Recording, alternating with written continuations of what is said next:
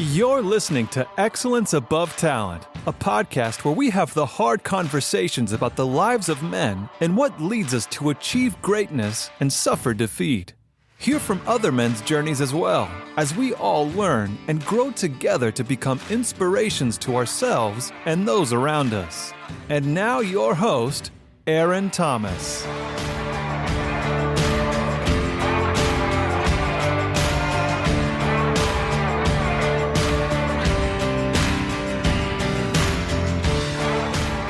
What's up, my beautiful people? Aaron Thomas with Excellence Above Talent. It has been a minute that I have been on this podcast talking about all things life and things that are going on, talking to people, having conversations. And so I was listening to a sermon this morning, and they were talking about how a lot of people can start stuff, but most people can't finish. And it kind of hit me square in the chest because I started this podcast with the intentions of having tough conversations about what a man is, manhood, and trying to find ways that we can be better as men. And it's not like I have stopped doing that. I just stopped doing it on here, and I wanted to jump back on and I guess rekindle the fire. So I got my boy here, Justin Granado. Per usual. Justin Granado, he is here in the building. We're just gonna have a conversation. So first off, I'll let Justin tell us what he has going on with his life now, because he has a few things that he has created and he's building. I think it's pretty cool.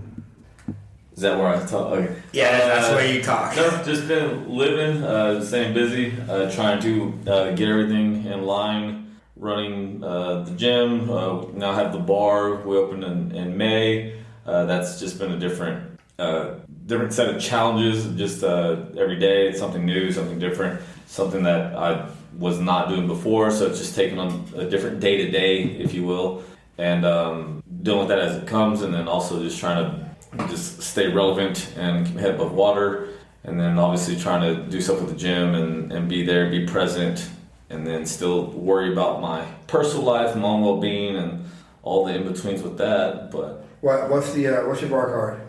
Tumbleweeds. It's called Tumbleweeds Bar. We kept the name. It's when we got it. We decided to keep the name. The bar had been in Odessa like 25 plus years, and we were stuck in between, do we change the name, do we keep the name? But we decided just to stay with it. It's just a small dive bar. It's very chill. We do get a lot of people like from the gym and just close friends, so it's very chill. We don't have any problems. Good drinks, a simple living type of thing. Go in there, chill, hang out with your friends, be able to have conversation in there, play games, the simple things in life. And that's something that I enjoy when I go out. Like there's time and place for all the raw stuff, and but more most of the time I enjoy just being able to chill and have a good conversation. And I appreciate that we're able to do that there. Yeah. And you don't have to like shout over somebody, but yeah, you can still have a good time. And there's time and place for that, which is fine. But yes, so we've been open since May 5th, and we're just trucking along. Yeah, I bought some Uno cards there, so it gets pretty intense. And I usually win, which is crazy. They say I cheat, but I've never played Uno with you because I'd probably win, but you don't get caught, it's not cheating, right? True. Uno brings out the worst in people. It brings out the worst in people. Uno and Monopoly will bring out the worst in people. Yeah, for sure. So my question is, how do you juggle all the things that you're doing and not get overwhelmed? Or if you do get overwhelmed, like what is it that you do to kind of help keep you going forward? Because you've had the gym for about 12 years. Yeah, this past September was 11 years, so going on a dozen this year. Yeah, and then you got this bar that is brand new, but there's a lot of things that are probably pulling you in all different directions. Like, how do you stay grounded when sometimes life happens? Because life do happen. I'm very like my mind's always racing. Like I have like just where I always have to keep busy, things like that. I didn't even need to go into business, doing another business or doing a bar. Like, and I knew 100% the struggles that would come with it. I 100% knew like the time that was going to put on me and the pressure. I knew that from the jump. And it's one thing like I tell people like I don't get it because people would always ask, like, "Were you excited? You're excited?" And it was always I'll get excited when it happens and when it comes to life because I don't want to like you don't count your chickens before they hatch. And that's also because I knew what comes with everything like that. I knew the time it takes away from other things, and it is hard. But I also know like some of the freedom it gives me. It also helps keep me busy. It keeps my mind going and just working to like, hey, how can I do this better and things like that.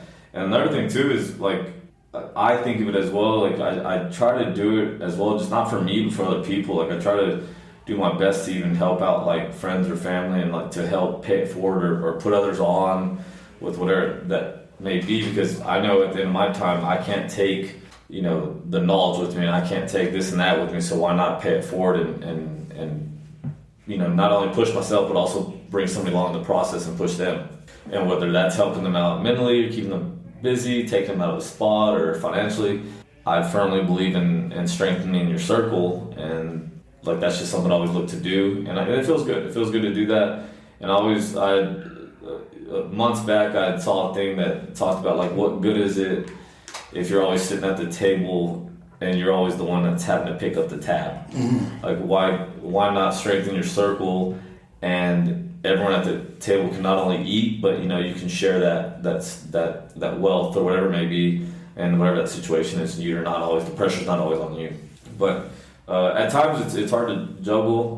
Working out and things like that is like my saving grace. Like I enjoy doing that. It gets me out of a headspace. It gets me my endorphins going, and that's honestly what helps me and also takes a lot of pressure off me. But then in the same sense, it has my mind racing like for like the next thing, and I don't know when that stops. That's kind of the scary side of it. When you die. Yeah, it's like I always the thing I always tell people that's hard for me to define is like, hey, like what's success, and I don't really know. Like I don't really know like, hey, when does this stop? And I've had a conversation with my friends. He's real successful and things like that. I'm like, hey, like when did you feel like it was like you're done? Like, hey, I won.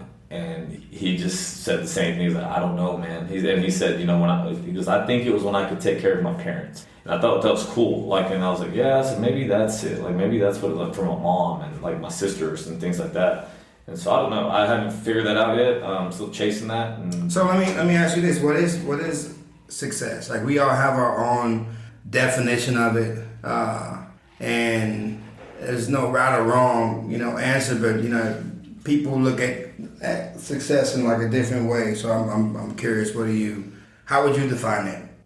Everybody's situation is different. I think for me, growing up like the way we did, like we didn't have a 2-parent home. It was 1 parent, grandma, aunts, taking care of each other.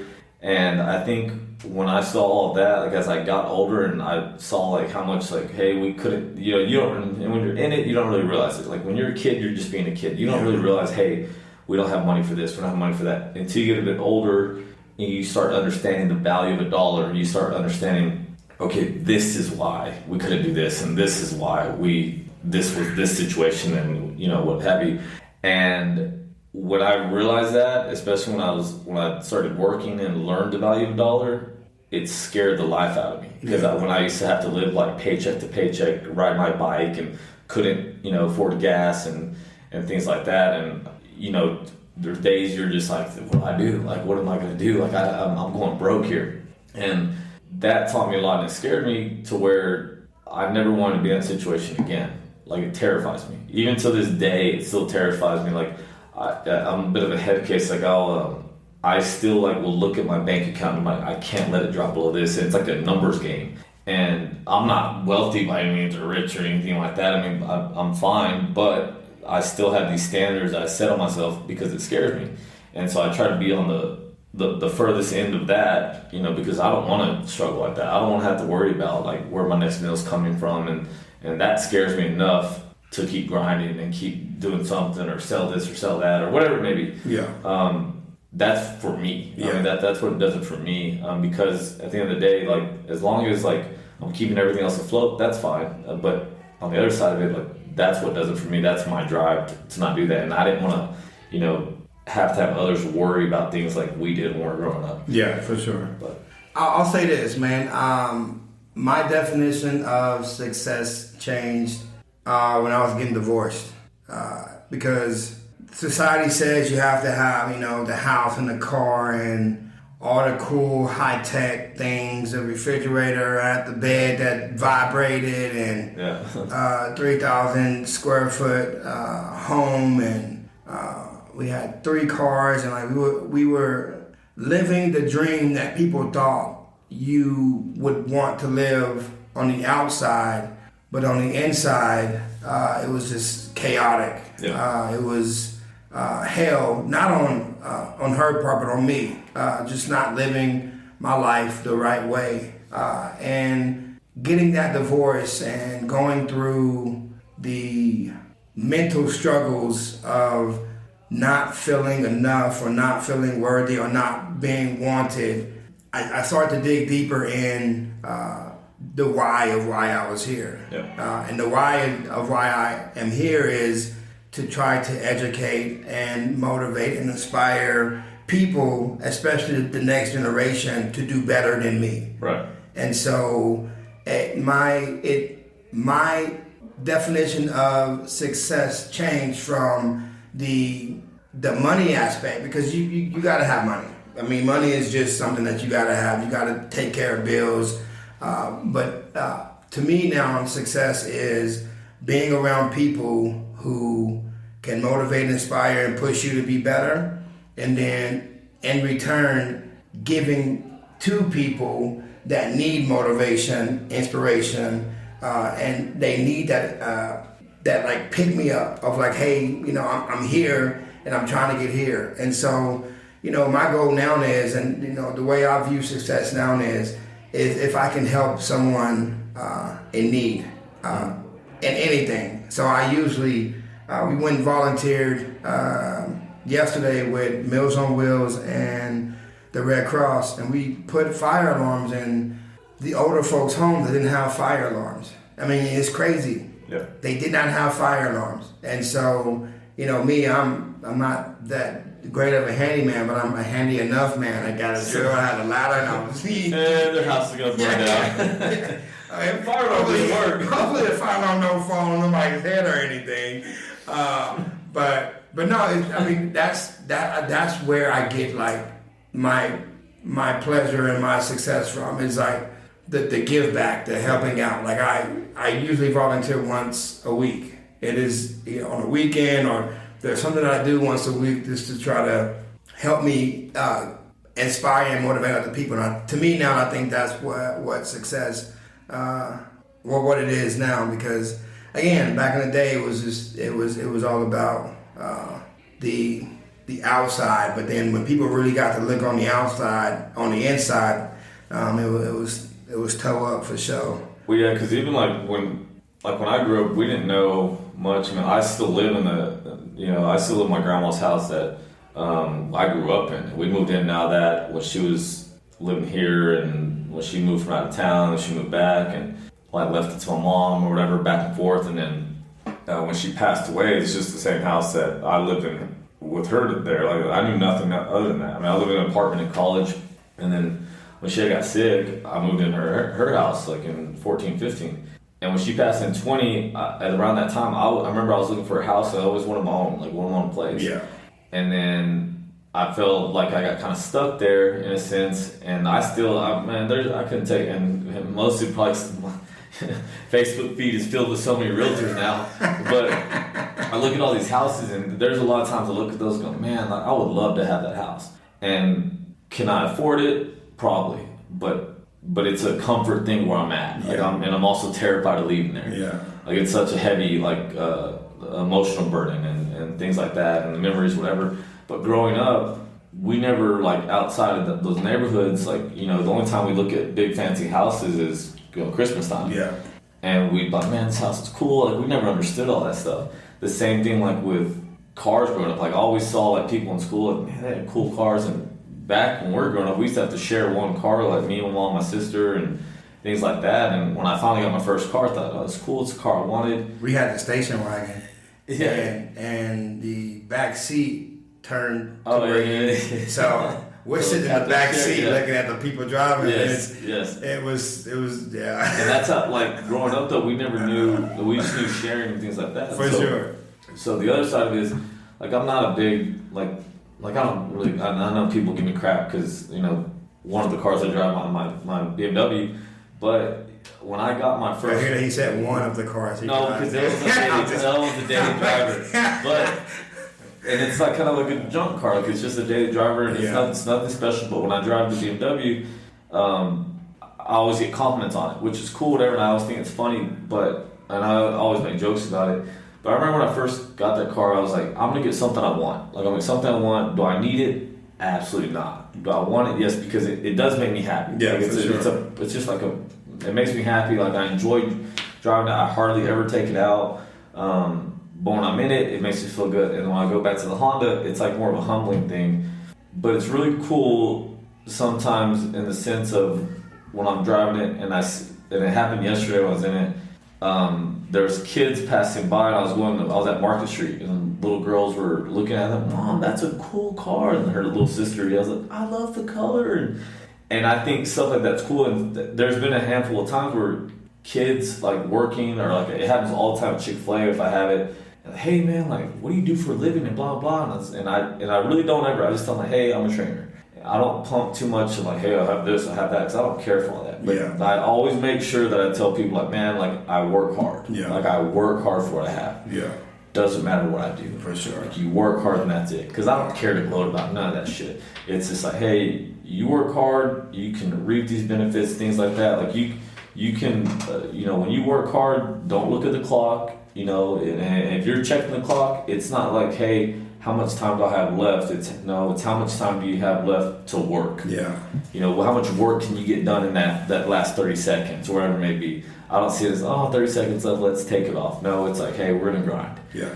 And I always make sure to leave people that message, because I don't want to convey the wrong message. And so little things like that, like, I try to pay for it in that way, that mental aspect. Gotcha. Because I didn't have that growing up. And that is success too, man. Like, telling people, like, hey, you just gotta, you gotta work hard. People just assume, like, you got what you got to, and it's all fun and games, and like, but I mean, no one knows the hard work that was put into to get to where anyone has gotten to where they can, like, live a certain way in their life. And there's nothing, there's nothing wrong with that at all whatsoever. I mean, if I work hard for mine, But a lot of times, if I want to, again, buy something or do something that's going to be happy, that's going to make me happy, then...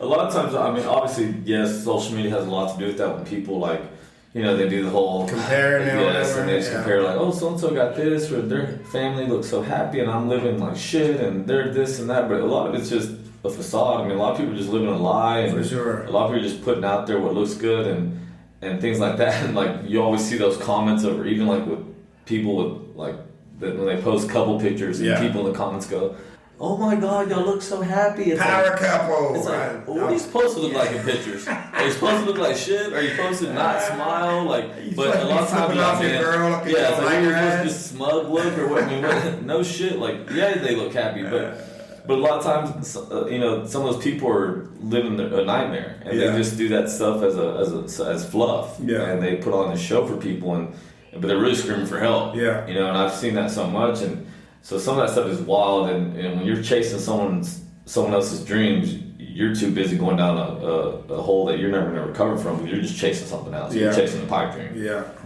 Yeah. Now, so we went out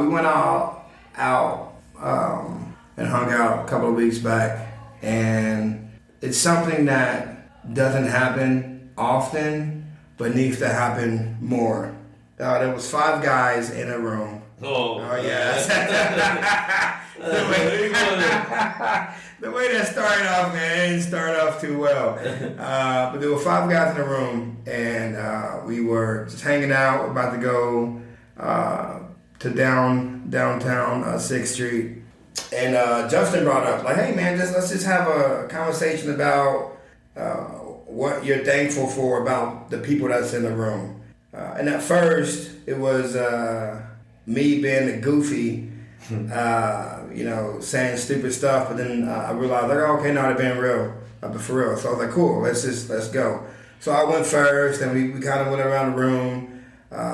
It got emotional, and I think that is something that a lot of men want, but they don't have the people in their life that are willing to be vulnerable enough to do it. And then two, they just feel like that's not what a man should do. But it's something that, I needed to hear, those words, and I'm pretty sure the people in the room needed to hear that you are a good dude, that, things are, might not be going the way you want them to, but I see you as a man doing amazing things, and I think that is awesome. So why do you feel like, that's important for men to have conversations and to build each other up and talk about the things that they're doing in their lives? Well, when we had that moment, it was cool. Yes, we were joking about it, and we are having a good time, drinking, all that stuff, whatever. But I don't drink. Yeah. But I thought that was a cool moment to have. I've had little moments like that with like other friends, but not to that extent. Not with, a room full of just dudes, like 5 dudes just going back and forth, and everybody on the forefront doing that. And it is a lot of pressure. Because just as a man, you always feel awkward, kind of like you don't want to feel vulnerable, like nobody does, what have you. And I used to be like super closed off. And really, when I started doing a bunch of that, is when we had our first like Friendsgiving, and that's when we the usual go around the room and say what you're thankful for. And I remember that first one, like I got choked up, like crap, like what is happening here. And I think, and every year we do that, it pulls on me, and that was so to have the moment that we had in Austin on a more intimate level. It was really cool. Like it was just cool to be able to open up like that and to go, okay, like this is a safe place. Yeah. And I feel the same way with the gym as well, because like I saw, what if these people went and said, oh, Justin cried at the Friendsgiving and blah blah. Like I used to be a head case about that, but at the end of the day, I thought, what does it matter? Yeah. Like this is me speaking like real. Like this is me real. Like if you don't want to be real about it and you want to hide your shit, cool. Yeah. I'll be up front. Like it took me a lot. Every year it's still like shit, my turn, that type of thing. But a lot of it just pulls on me emotionally. But it is because I care. I mean, a lot of it is because I care, and it is very heavy. Like when you go around a room and someone may say something different than they said last year, or something that you didn't know that they're going to, but that you actually helped them with it. And it's just like, damn, like I never saw that coming. Mm-hmm. And so it's a lot to wear on my heart. Like it's kind of like, damn, like this is something special and stuff like that. So when we do that, like at the Friendsgiving, I feel like it takes a little bit of pressure off people, and it feels good just to release it. And when you're in that room with all the like-minded individuals, and the different degrees of conversations that we have or that people say, it's just a cool moment. And no matter what, like you always have that moment, regardless, when you move forward. And like when me, you and the guys had that, it was just for that moment, it almost felt a little bit surreal. Mm-hmm. Like it was all the cutting up, joking, haha, drinking, playing games, whatever. And then in an instant, it's like we got serious, and we had that moment, and we all it was a deep moment, and it was cool. And then we just kind of took a picture, got out of it. And it was cool. Like it was cool, right back to just cutting up and playing around. Yeah. But we had that moment, and for that little bit of time, we grew closer to one another. And I think a lot of men should have that, even and women as well. Like it's just a cool thing to be able to go, hey, let's all go around and just say how much we appreciate one another, or say something nice about everyone in the room. You may be in a room with people that you don't like. There's something that they may not be your person, but you may like their haircut, you may like their outfit they're wearing. That one little thing can do more for that, because they sit there and think, oh, I don't like you, blah blah blah, and then you're like, hey, I like your hair today.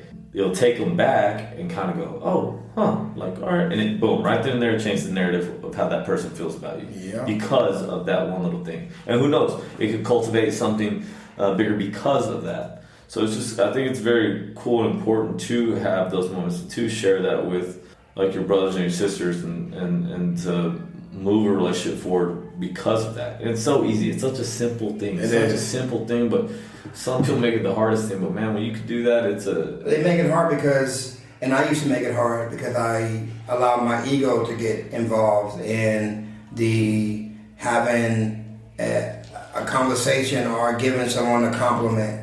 I'd be a head case of what if they think this, or what if they think that, or what if they don't say it. And at the end of the day, it's like, I don't want you to say anything back. And I want you to know, like, hey, I appreciate you. And then you don't got to say nothing back to me, and I'm totally fine with that. But to me, it was an ego thing for a long time of just like, I can't say it because they didn't say it first. And, but it was like that for me too. I used to always be that way, and I used to hide a lot of emotion. But really, what changed a lot for me, and a lot of just like my vision on a lot of things and my thoughts on a lot of things was when my grandma passed. It was just like, that like crushed me, and it really did change a lot for me in how vulnerable I was and what I would give to people. Because before that, I didn't give a lot. Like I'm a very private person, but after that, it shook me because I never lost somebody that close like that, like my mom. And I thought, okay, like this has to change. Yeah. Like, the 100% has to change, and it does change people a lot when you lose someone that close. Like death from a distance, not the same as when it's very like front facing for you. When she passed, and I saw how many people showed up for me and my family, like I wanted to give that back. Yeah. Like I want to give that back to any facet, like before something bad happens and things like that. And I think when you finally realize that, man, it's very freeing. Yeah. It's very freeing, and your relationships with people can grow a lot closer. In the same sense, so those people have to be willing to have hard conversations with you. They have to be willing to stand, with you when you, call them out on stuff, as well as when you give them their grace. I mean, because there's a lot of people that can't handle that, and then it's like, oh, well, you should have said that because of blah, blah, blah. And they take it so personal, and they take it another way. Yeah. And that's not going to give you growth. I mean, you're going to be stagnant if you don't allow those conversations to happen, in my opinion. Yeah. Yeah, man, those conversations are tough, but they're some of the best conversations I've ever had in my life. So what are areas of personal growth and self-improvement do you think are significant for men? To grow your calves. Yeah. Psych, that ain't ever happening. I don't think that's happening. You should start putting some steroids in them bad boys. I think, like as a man, you really have to figure out what's gonna drive you, and also in the same sense, what's gonna bring you your peace and what's gonna make you like happy in a sense, because it's like I said, if you're not happy, the other people around you are not gonna be happy. If you're always in a bad mood and you think the world sucks and this and that, then people aren't gonna want to be around you. So that saying "happy life, happy wife" is bullshit. Then I'm just kidding. I'm sorry. I'm sorry. I've never been married. We've been having a whole conversation about it at one point. And it's just stupid. My bad. I'm sorry. I digress. Never been married, so I couldn't tell you. Happy girlfriend, happy life.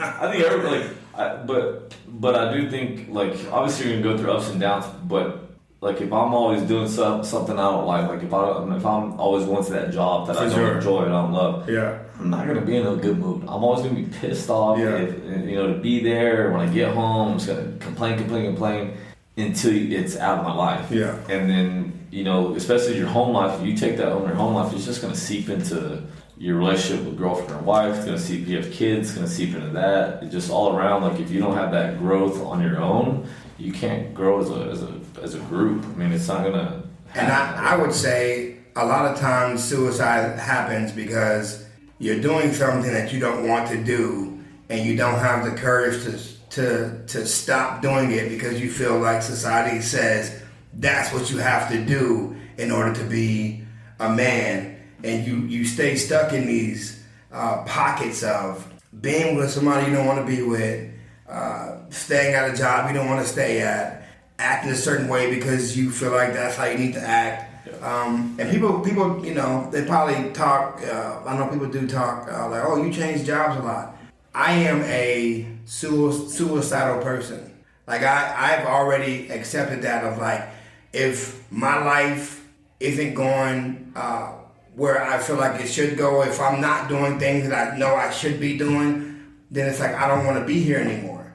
And so since I've already experienced it and know what that is, I don't put myself in situations or put myself in places where I'm going to get to that like mindset. And so I will 100% walk away from a person or a job or things that just aren't bringing me fulfillment, because I know where it leads me. It leads me down this dark path, and you know, and I also know if I keep following along this dark path, it's going to lead me to death. And so it's like it's one of those things where like I'll be super quick to like move away or figure it out, because at the end of the day, I know that if I stay in situations that I don't need to stay in, I'm going to find myself in this bad headspace, and then no one around you could say or do anything to make you feel some type of way, because it's within you, and then you just go down this dark spiral, and then boom, you know, you're there, rock bottom, trying to put a gun to your head and pull the trigger. So yeah, I know you obviously hear a lot of people, or mostly guys do it to other guys, but like if someone commits suicide, they're like, oh, they took the easy way out. For sure. They did this. I could never see myself doing that. For sure. Yeah, all that shit. But it's not necessarily an easy way out. That person was likely dealing with something for a long time. It likely was not something that would just happen like over a day or a week. I mean, it was something cultivating for months or years. Yeah. It's not this, to say it's an easy way out, I think is... To say it's the easy way out is to not understand what that person has gone through, and you might not have ever gone through it, and I pray to God that you never have to go through it. Exactly. It's like, okay, like, you can say that all you want, sure. Easy way out, blah, blah, but you're not going through it. Or you're doing some other shit, like, whatever. Like, that person is their own person. Like, you can't try to judge that and sit there and say, well, I could never see myself doing. It's like, well, I'm sure you've done shit that other people have said, I can't see myself doing that. Yeah. And so to nitpick at it is a little ridiculous, and I always thought stuff like that until like when I went through that stuff, and I was in that depression, and it wasn't just, it was, you know, over a year, yeah, almost 2 years of just dealing with shit, and all that pressure, and you're like, what the fuck, and it was never just like, yo, hey, like, I'm just thinking about this, yeah. It was just it would creep his little ass in every so often. Like, God damn, yo, it'd be a whole lot easier if I wasn't fucking here. Yeah, like it really does. Like it really does.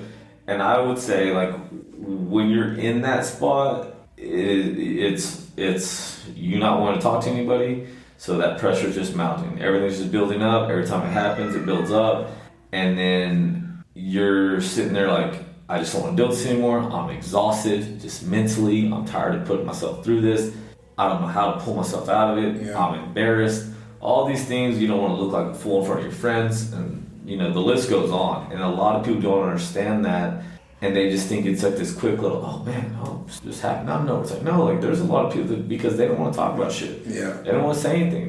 No one's reaching out, and they may have that smile on their face, but they're putting on a show for everybody else, and then it happens, and the next thing you know, you're at their gravesite asking yourself a bunch of questions.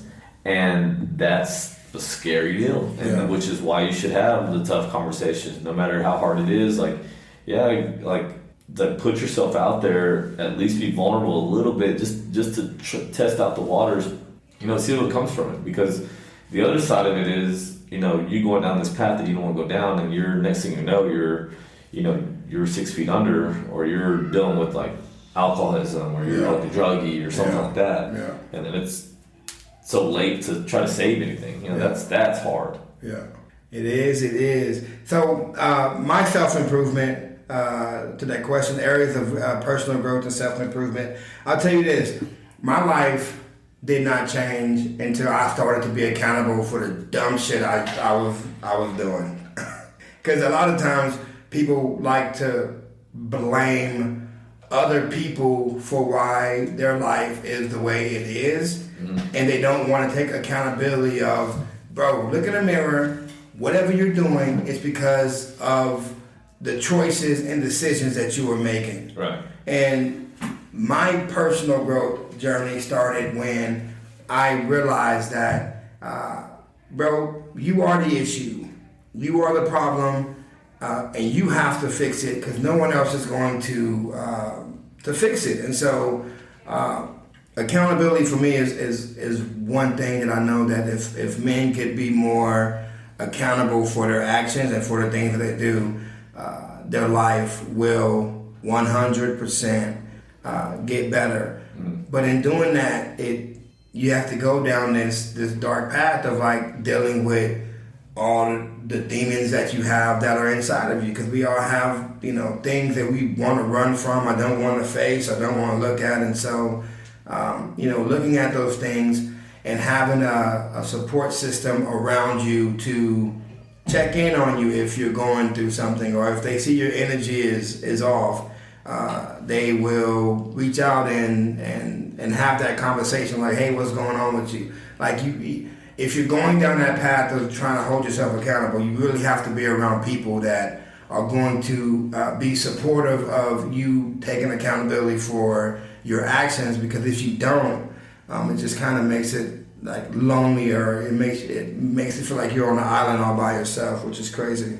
Like with that, like even I relate to a lot of that with training, in the sense that like with the accountability, you can sit there and I think you have certain obligations, you have certain responsibilities and obligations that you should never ignore if you want to get to the next level, be successful, whatever it may be, relationships or life, job, whatever it may be.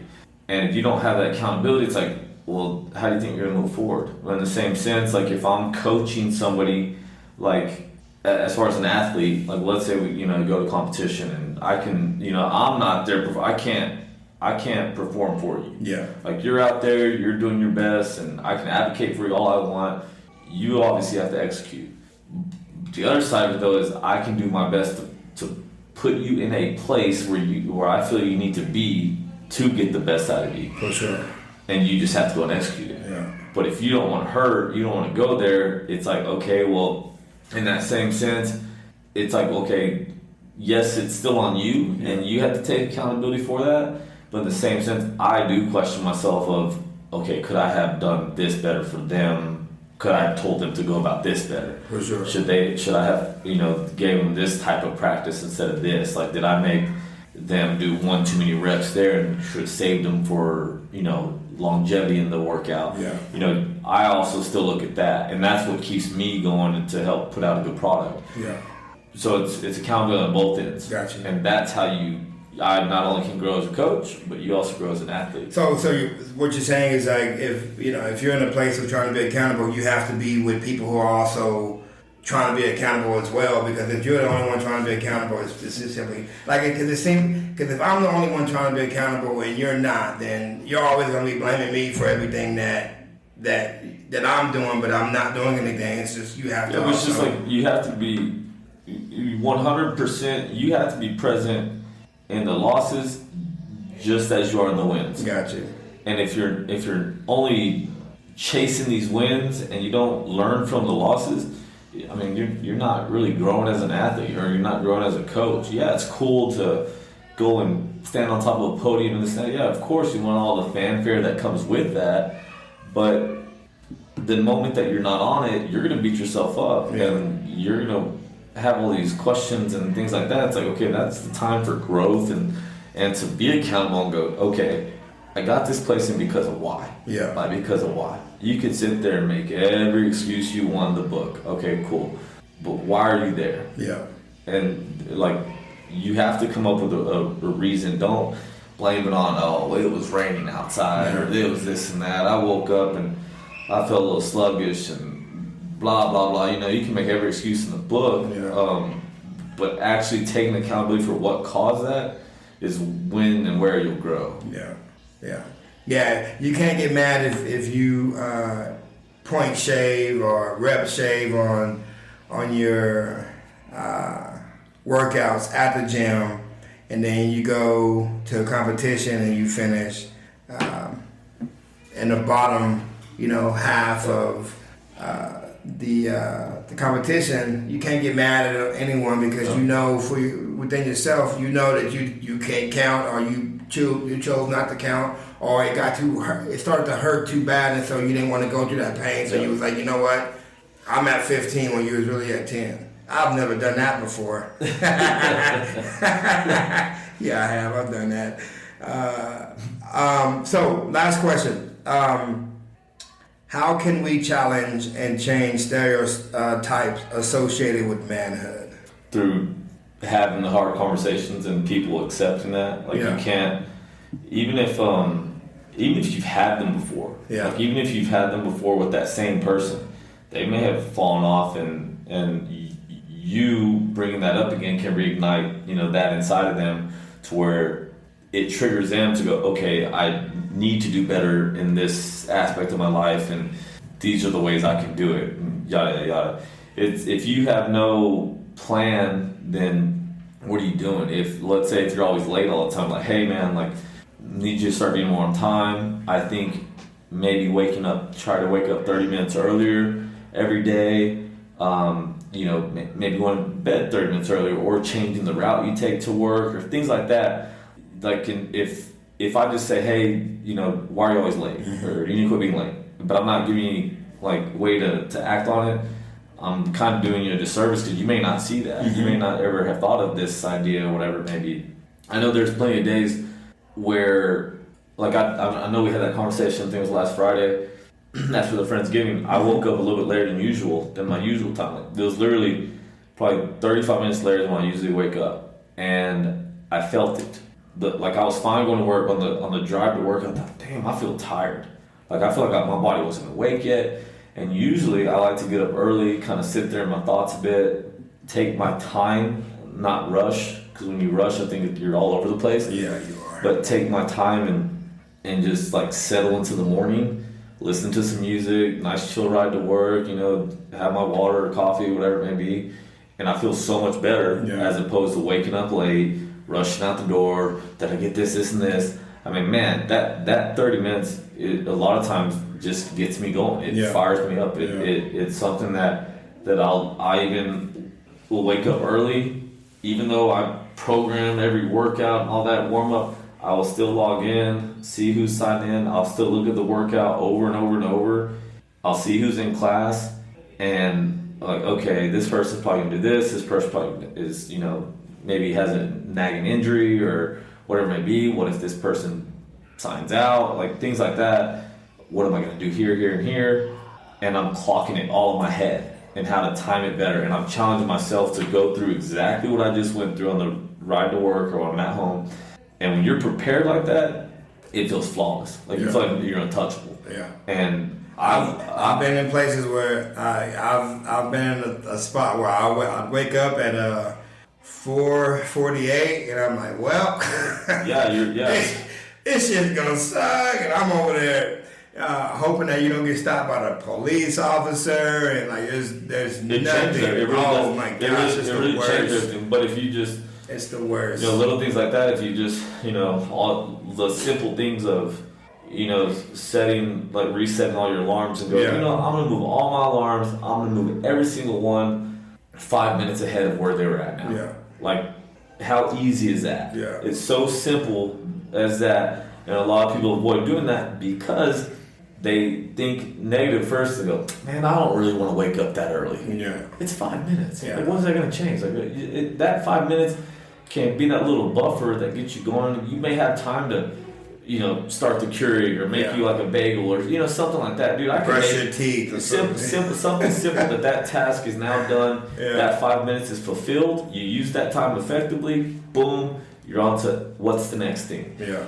And a lot of people, if you make that quick little change, think about that over the course of a week, now a month, and a year. Little things like that. Yeah. It's just all it's a mental state. For a week, that's 35 minutes extra that you can what can you do? That you're processing it. You know what I mean? So Oh yeah, that's crazy. I think there's a stereotype about men where, for some odd reason, society is trying to make us out to be monsters, and I would challenge the stereotype and say it's okay to be a monster. Yeah. As a man, I feel like you have to be a monster. You just have to learn how to control the monster from within.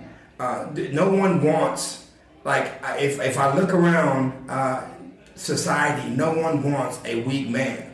Those men who are weak are men who don't have a lot of things in their life. Like, I have to have like a mentality of like, if you try it, I'm willing to die for it. Yeah. And there has to be certain things that you're willing to die for. And I feel like society is trying to make it out to be like a negative thing of like men being monsters, or men being violent, or men putting their life on the line and willing to die for things in their life. And I say that is where real manhood is. It's not in the hiding and the running and the being afraid of things. It's in the somebody hit your daughter, or somebody's trying to attack your son, or someone's trying to come into your house. It's, being that person that's going to try to, help and protect, but also be that guy who is open and vulnerable and like, I can be a monster and still be loving and nice and not controlling and not mean. It's just, I know when to pull it out, I know when to put it back in. I think a lot of times a lot of men have been taught to let that monster out, but not how to tame Or the they're just monster. scared. I mean,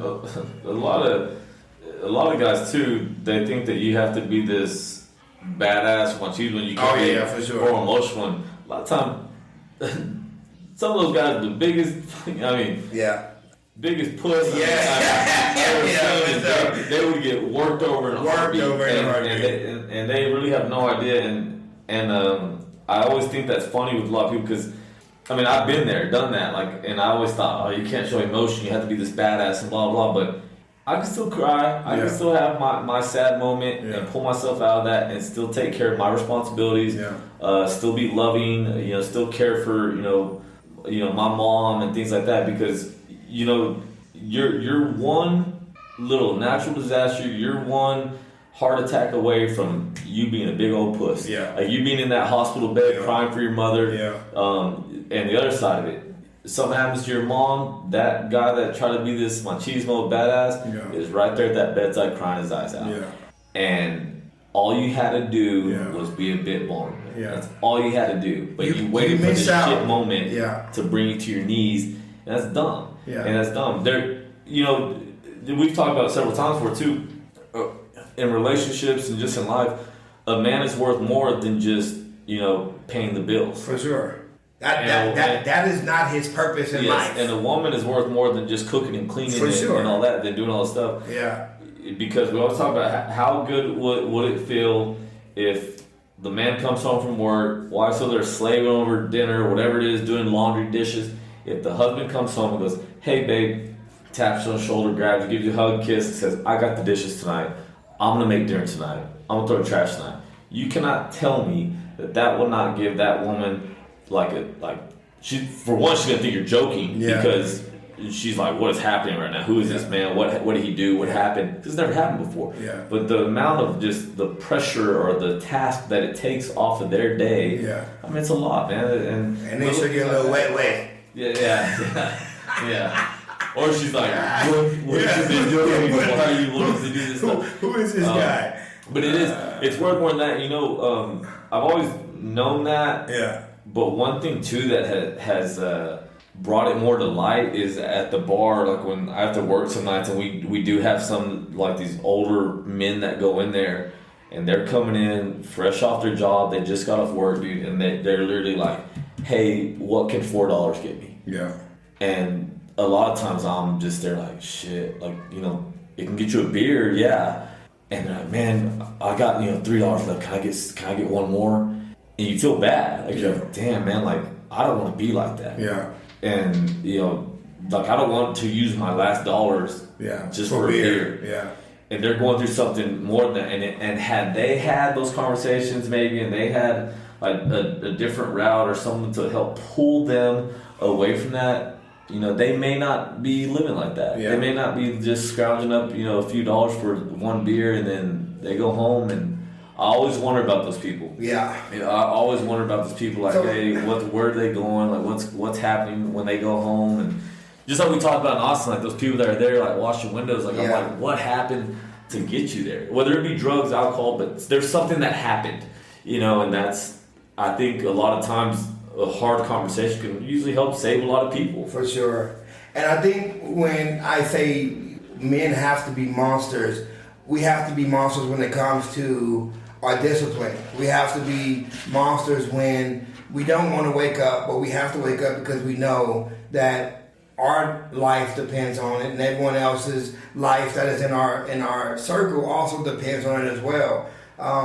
So it's not like a monster I need to go out there and like beat up people, but it's a monster as in the fact of like, I don't want to quit because life will get hard, and when it gets hard, that's who you are, who you truly are. Yep. Like if anything so when I was in Iraq, and there was guys that I thought were like badasses, like I want to be this guy or that guy, but when bullets started flying by your face, you saw some of those guys like nut up, just straight fear, just like froze, couldn't shoot, curl up in a bar, in your head you're like, oh crap, like I thought that guy was like a badass guy, but he wasn't once life punched him in the face. And that's whenever you get to find out who you are as a person. It's just like when we were on the road and I was telling you about that old man that I saw at the gas station that had a flat tire. Yeah. And I helped him change that tire. Yeah, for sure. That blew my mind. Yeah. That he couldn't change a tire. At 60. I was like, what is going on here? Yeah. And I was like, this is crazy. Like, how did you get this far in life? Like, we're not learning just the simple things of how to change a tire. And maybe there's some disconnect, never had to, maybe it's privileged life or whatever it may be, or maybe, that wasn't around and maybe never had a flat tire.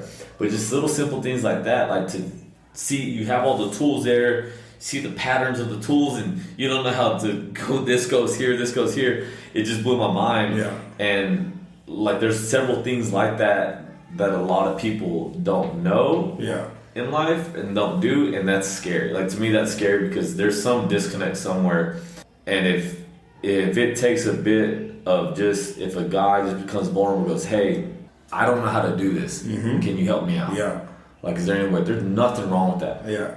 Nothing wrong with that. But so many times it makes you a better person. Yeah. Like to be man enough to ask for help, to say, hey, I don't know how to do this, and then maybe that person can help or might not have. I didn't know how to change a car battery. Stupid. And I asked for help, and I felt like people were trying to get me for more money than what it needed to be. Yeah. So I got on YouTube. Took me 3 hours, but guess what?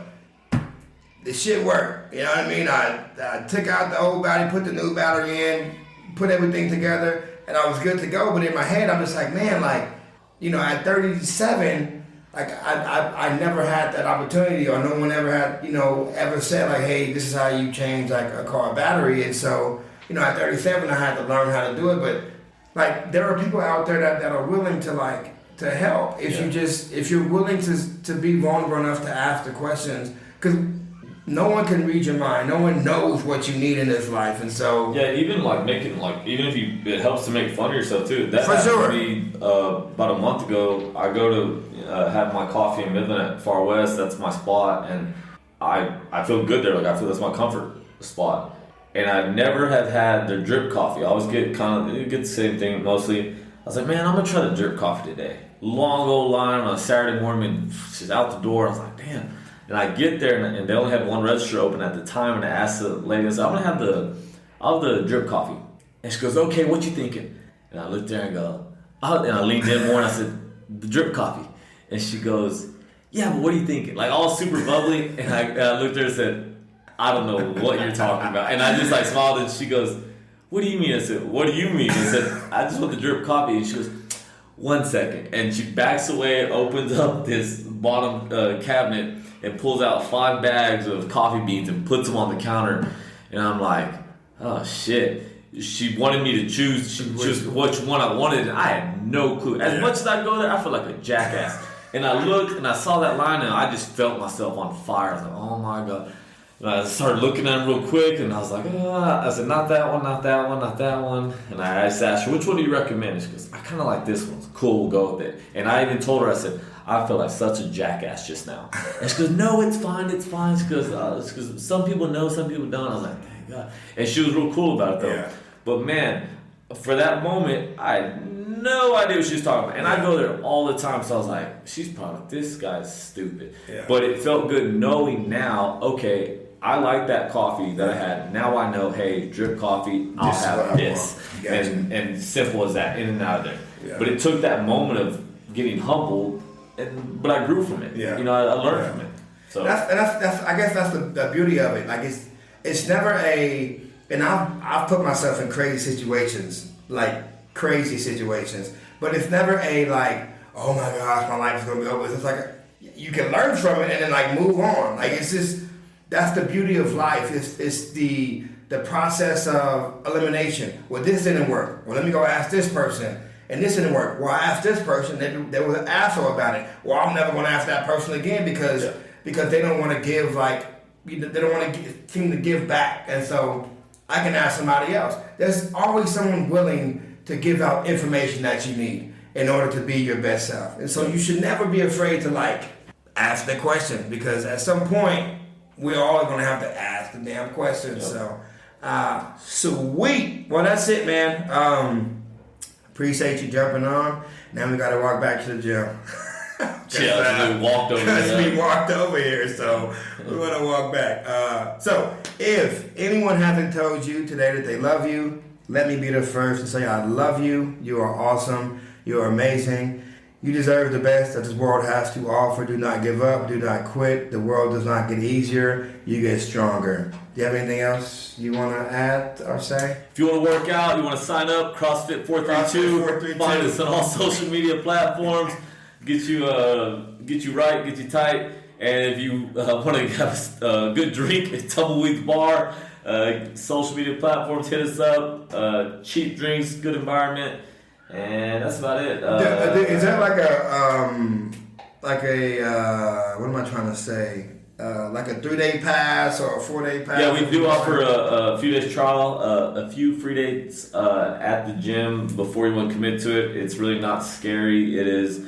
We have a good coaching staff. Everybody's on board. It is not how they make it seem online or wherever you see it. It's very structured, and we'll get you right. Just show up. Show up's the hardest part. Show up's the hardest part. Just got to get there. Yeah. Get you right, get you tight for this. Hey, get you right, get you tight before the new year, so when you get in the new year, you can already be right and tight. Come on, man. That's right. Yeah. All right, y'all have a good one. Bye-bye. Thank you for listening. Be sure to subscribe to the podcast so you never miss an episode.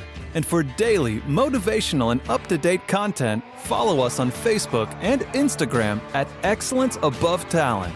And remember, keep moving forward, never give up, and you are never alone in this battle. We'll see you next time.